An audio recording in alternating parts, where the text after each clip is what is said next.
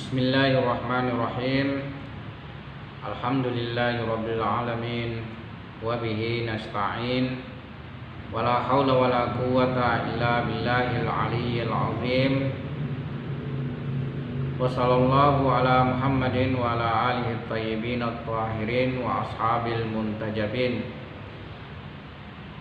Pada kesempatan kali ini kita akan ngaji tafsir Al-Qur'an, yaitu kita akan ngaji tafsir surah At-Tin. Secara umum gambaran daripada surah ini mengingatkan tentang penciptaan manusia dan balasan yang akan dihadapinya. Surah ini menggambarkan tentang penciptaan manusia sebagai makhluk paling baik bentuknya. Akan tetapi karena perbedaan di antara setiap orang dalam menyikapi fitrahnya, ada yang tetap dan menyempurnakannya, serta ada yang keluar darinya serta mendegradasikan dirinya. Maka berbeda pula kedudukannya serta balasan yang akan diterimanya di akhirat nantinya. Singkatnya, surah ini mengisyaratkan tentang penciptaan manusia yang paling baik bentuknya dan perubahan yang terjadi pada diri manusia, di mana manusia pendosa akan dikembalikan ke tingkat yang serendah-rendahnya. Namun orang-orang beriman dan beramal saleh akan memperoleh pahala yang tidak terbatas. Inilah gambaran umum daripada surah At-Tin. Sekarang kita akan membahas ayat-ayat yang ada di dalam surah ini. A'udzu billahi minasyaitonir rajim. Bismillahirrahmanirrahim. Wattini wazzaitun wa turi sinin wa hadzal baladil amin. Laqad khalaqnal insana fi ahsani taqwim tsumma radadnahu asfala safilin illal ladzina amanu wa amilus solihati falahum ajrun ghairu mamnun. Fama yukadzibuka ba'du biddin alaihissallahu biahkamil hakimin. Demi buah tin dan buah zaitun, dan demi bukit Sinai, dan demi kota Mekah ini yang aman, sesungguhnya kami telah menciptakan manusia dalam bentuk yang sebaik-baiknya. Kemudian kami kembalikan dia ke tempat yang serendah-rendahnya, kecuali orang-orang yang beriman dan mengerjakan amal saleh, maka bagi mereka pahala yang tiada putus-putusnya.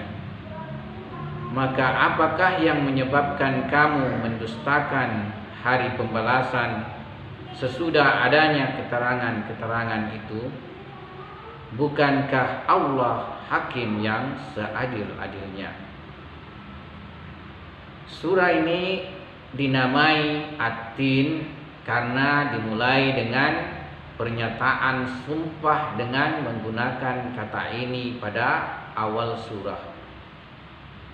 Terkadang surah ini juga disebut sebagai Az-Zaitun atau At-Tin wa Az-Zaitun.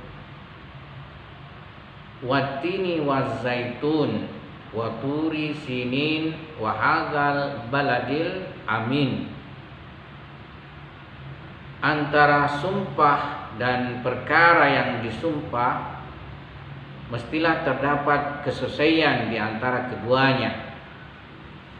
Tuhan bersumpah demi buah tin dan buah zaitun, dan demi bukit Sinai, dan demi kota Mekah ini yang aman, yakni sumpah dengan perantara makhluk yang pada hakikatnya adalah ciptaannya, Dan ciptaan tidak lain adalah tajalli serta manifestasi Allah Subhanahu wa taala. Amirul Mukminin Ali karamallahu wajhah di dalam khutbah Nahjul Balagah berkata, Alhamdulillahil mutajalli li khalqihi bi khalqihi. Segala puji bagi Allah yang bertajalli pada ciptaannya dengan ciptaannya. Pada tempat lain beliau berkata tentang firman ilahi, fatajalla lahum subhanahu fi kitabihi. Maka Allah Subhanahu wa taala bertajalli bagi mereka di dalam kitabnya. Kitab Tuhan yang merupakan kalam dan firman-Nya serta juga seluruh makhluk alam ini merupakan emanasi dan ciptaan Hak Subhanahu wa taala. Keduanya adalah perbuatan dan emanasi Tuhan, yakni tajalli dan manifestasinya. Tajalli dan manifestasi tidak lain adalah ayat dan alamat bagi yang bertajalli. Karena itu entitas-entitas mereka semua menampakkan kesempurnaan dan keindahan Hak Subhanahu wa taala. Dari sisi inilah terjadi kesesuaian antara sumpah dan perkara yang disumpah, yakni sumpah Allah Subhanahu wa taala dengan tin dan zaitun, Bukit Sinai dan kota Mekah yang aman. Sebab semuanya itu merupakan tajalli dan manifestasinya. Berdasarkan pendapat mufassir, kata tin dan zaitun yang dijadikan sebagai objek sumpah Allah Subhanahu wa taala pada awal surah ini terdapat beberapa kemungkinan daripada arti. Pertama, tin dan zaitun buah yang dimakan, sebab kedua buah ini banyak sekali manfaatnya. Dua, tin pegunungan yang mana Damaskus berada pada ketinggiannya, dan zaitun pegunungan yang mana Baitul Muqaddas dibangun pada salah satu ketinggiannya. Adapun yang dimaksud Bukit Tursina adalah bukit yang pernah menjadi tempat Tuhan berbicara dengan Nabi Musa bin Imran alaihissalam. Sedangkan yang dimaksud dengan negeri aman adalah kota Mekah.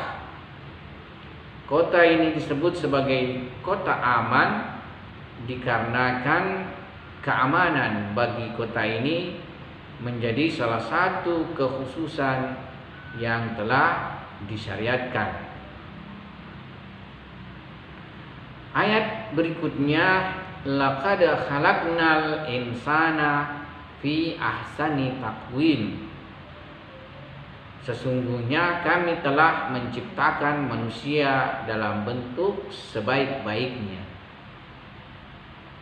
Manusia dari aspek bentuk jasmani mempunyai kesempurnaan dibanding makhluk-makhluk lainnya. Dengan bentuk ciptaan jasmani yang baik, ia dapat berdiri tegak, berjalan, berlari, melompat, dan melakukan berbagai pekerjaan secara mudah, baik, serta sempurna. Mari kita perhatikan ibadah salat yang diperintahkan Tuhan kepada manusia. manusia dengan mudah berdiri tegak, melakukan takbir, melakukan ruku, sujud dan tasyahud. Karena itu ibadah salat bisa dikatakan representasi dari pekerjaan manusia yang sesuai dengan kesempurnaan bentuk ciptaan jasmaninya sebagai makhluk yang diciptakan sebaik-baik bentuknya. Beranjak dari kesempurnaan jasmani ini, manusia mempunyai potensi bergerak mendekatkan dirinya kepada penciptanya hak subhanahu wa ta'ala dengan keimanan, ketakwaan dan amal saleh. Dengan jalan ini ia akan mendapatkan kesempurnaan demi kesempurnaan hingga mencapai tingkat abrar, syuhada, siddiqin, muqarrabin, dan bahkan maqam dana fatadalla yang hanya dimiliki oleh Rasulullah sallallahu alaihi wasallam. Dengan demikian, meskipun manusia merupakan salah satu bagian dari alam, akan tetapi dalam dirinya terkandung keseluruhan alam. Sebab dalam dirinya terhimpun seluruh sifat dan karakteristik alam semesta. Dari alam materi hingga alam non-materi.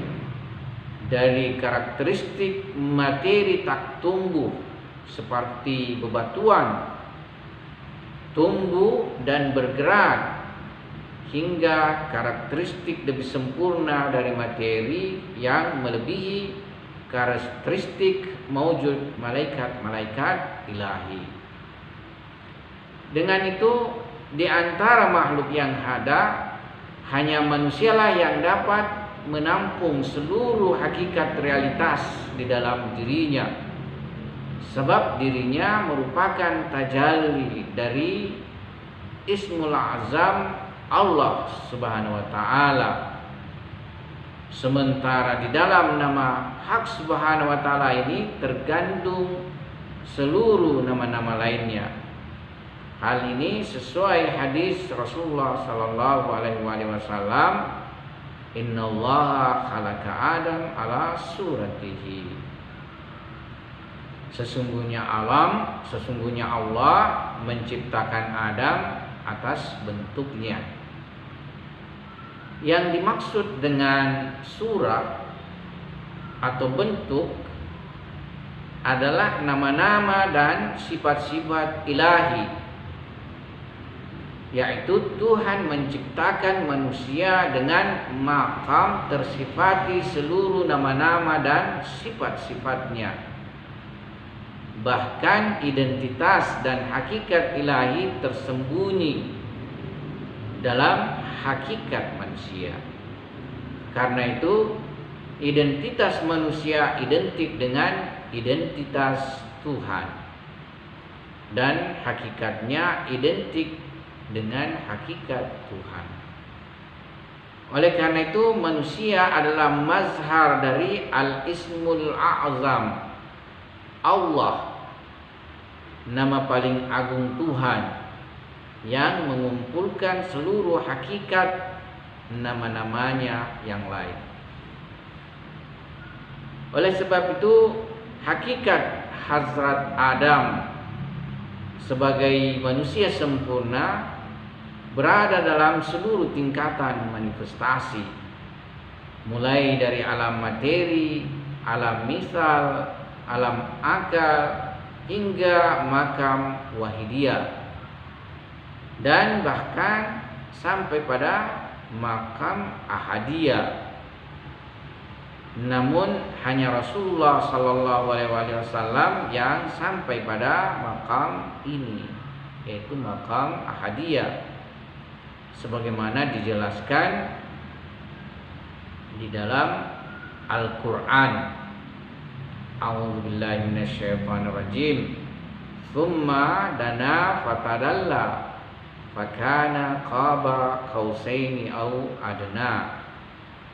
Kemudian dia mendekat, lalu bertambah dekat lagi, maka jadilah dia dekat dua ujung busur panah atau lebih dekat lagi. Dalam artian makam adna di dalam terma irfan itu disebut dengan makam ahadiyah, dan ini menjadi makam khusus bagi Nabiullah Muhammad sallallahu alaihi wasallam.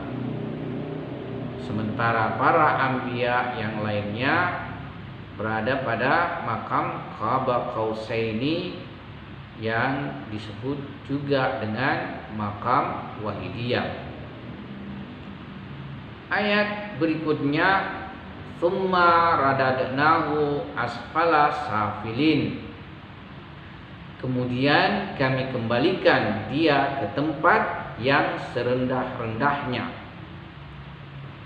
Kata rad yang merupakan masdar fi'il radadna secara lahir maknanya adalah makna masyhurnya itu sendiri.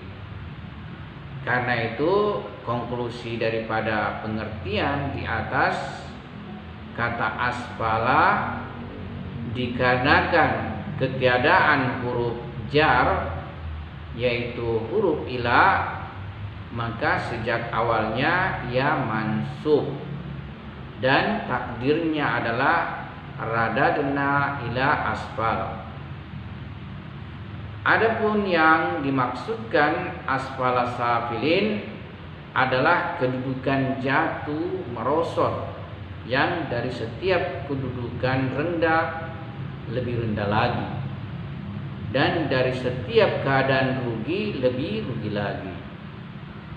Karena itu pengertian ayat adalah kemudian manusia yang tadinya kami ciptakan sebaik-baiknya bentuk ciptaan, kami kembalikan ke makam rendah yang lebih rendah dari kedudukan semua ahli azab. Terdapat juga kemungkinan makna dari rad adalah ja'al yang bermakna menjadikan. Karena itu pengertiannya adalah kami menjadikannya paling rendah di antara semua kedudukan rendah. Pada hakikatnya manusia karena diciptakan sebaik-baiknya mewujud ciptaan, maka semestinya taat dan patuh dalam beribadah kepada Allah Subhanahu wa taala sebagai manifestasi kesyukuran, supaya kebaikan dan kesempurnaan lahir itu berkorelasi dengan kebaikan dan kesempurnaan batin. Sebab manusia dengan keutamaan akalnya mesti memahami apa yang terkait dengan akal teoritisnya, yaitu yang ada dalam pembahasan ada dan tidak ada, atau wujud dan adam, yang mana semua itu merupakan perbuatan dan manifestasi Allah Subhanahu wa taala. Demikian juga mesti mengetahui apa yang berhubungan dengan akal praktisnya, yaitu perkara-perkara yang berhubungan dengan apa yang wajib ia lakukan dan mesti ia tinggalkan, yaitu apa yang diperintahkan Tuhan mesti ia kerjakan, dan apa yang dilarang Tuhan harus ia tinggalkan. Ketika manusia lalai dari ketaatan dan kepatuhan, pada akhirnya ia akan dikembalikan dan ditempatkan pada azab barzakhi atau azab misali, dan terlebih azab kiamat kubra afaki, yaitu azab ketika terjadi kiamat. Selanjutnya ayat illal ladzina amanu wa amilus solihati falahum ajrun ghairu mamnun, kecuali orang-orang yang beriman dan mengerjakan amal saleh, maka bagi mereka pahala yang tiada putus-putusnya. Dalam hal ini terjadi pengecualian, yakni mereka yang beriman, dalam artian mereka yang husnul fa'il, baik secara subjek pelaku, juga mereka yang beramal saleh, yakni husnul fi'li, baik secara amal dan perbuatan. Ukuran husnul fa'ili adalah keberimanan pada tauhid. Amana yakni dakhala fil ma'man, yaitu masuk dalam tempat aman. Tauhid adalah tempat aman Tuhan. Sesuai riwayat, kalimatun la ilaha illallah isni wa man dakhala hisni amana min azabi. Kalimat la ilaha illallah adalah bentengku, dan barang siapa masuk bentengku aman dari azabku. Oleh sebab itu, orang yang masuk benteng Tuhan, ia adalah husnul fa'ili, baik secara personal. Dan jika ia mengamalkan perintah-perintah ilahi, maka ia husnul fa'ili, husnul fi'li, baik secara amal perbuatan. Gabungan husnul fa'ili dan husnul fi'li ini akan menjadikan seseorang ahli selamat di akhirat dan mendapatkan balasan tidak terputus dari Allah Subhanahu wa ta'ala. Karena itu huruf fa pada kalimat falahum ajrun merupakan percabangan dari pengecualian, dan ini adalah penegas itu sendiri dalam pemaknaan pengembalian manusia pada kedudukan asfalas safilin dari ayat sebelumnya, yakni pengembalian kepada siksaan dan azab, baik itu azab misali atau barzakhi maupun azab kiamat. Dalam ayat berikutnya, dua ayat terakhir, fama yukadzibuka ba'du biddin alaihissallahu bi ahkamil hakimin, maka apakah yang menyebabkan kamu mendustakan hari pembalasan sesudah adanya keterangan-keterangan itu? Bukankah Allah hakim yang seadil-adilnya? Bentuk pertanyaan pendiskreditan ini dialamatkan pada orang yang mengabaikan berbagai bentuk keterangan dan hidayah yang datang dari Allah Subhanahu wa ta'ala, yakni pertama, manusia dengan akalnya memahami apa saja di alam ini yang merupakan ciptaan Allah Subhanahu wa ta'ala, berhubungan dengan ada dan tidak ada atau wujud dan adam. Kedua, memahami apa yang mesti dilakukan manusia di alam ini, berhubungan dengan apa yang wajib dilakukan dan apa yang harus ditinggalkan. Dengan kata lain, Tuhan punya program terhadap manusia yang diciptakan dengan ahsana takwim ini, yang diciptakan sebaik-baik bentuk supaya sampai pada ahsan makhlukin, sampai pada sebaik-baik makhluk ciptaan Tuhan. Sebab semua apa yang ada dalam sistem alam ini diciptakan bagi manusia, semuanya ditundukkan bagi manusia, yakni dengan kekuatan dan potensi yang Tuhan berikan kepada manusia, ia dapat mengelola dan mengatur alam ini dengan baik sesuai dengan kehendaknya. Dengan akal nazarinya, ia dapat memikirkan dan menemukan undang-undang dan aturan alam, serta dengan akal amalinya ia bisa memperlakukan alam dalam perubahan-perubahan baik yang dikehendakinya untuk kebaikan hidupnya. Semestinya dengan akal teoritisnya ia dapat sampai kepada pengetahuan transendental bahwa Adam dan alam ini ada karena Tuhan. Sebab itu sepantasnya ia bersyukur kepada Allah Subhanahu wa taala dan beribadah kepadanya. Demikian juga dengan akal amalinya ia berlaku baik kepada sesama manusia dan kepada alam sesuai dengan titah Tuhannya untuk menjadi rahmat seluruh alam ini. Selanjutnya Allah Subhanahu wa taala yang akan menghakimi semuanya dengan ahkamul hakimin, yaitu menghukumi sekokoh-kokohnya dan seadil-adilnya.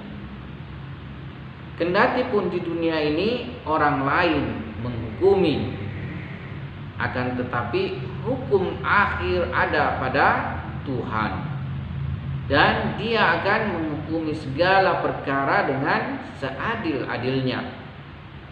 Dan pengadilan ilahi inilah akhir dari pengadilan seluruh manusia. Setiap dari mereka akan mendapatkan haknya secara proporsional tanpa sedikit pun terzalimi, baik yang akan memperoleh kebahagiaan di surga maupun yang akan mendapatkan kemalangan di neraka. Dalam pengadilan ini semua yang bersalah dan pendosa akan diberikan balasan yang setimpal. Demikian pula semua yang benar dan pelaku saleh akan mendapatkan ganjaran yang sesuai dengan janji Allah Subhanahu wa taala. Demikianlah tafsir daripada surah At-Tin yang sempat kita bawakan pada kesempatan ini. Assalamualaikum warahmatullahi wabarakatuh.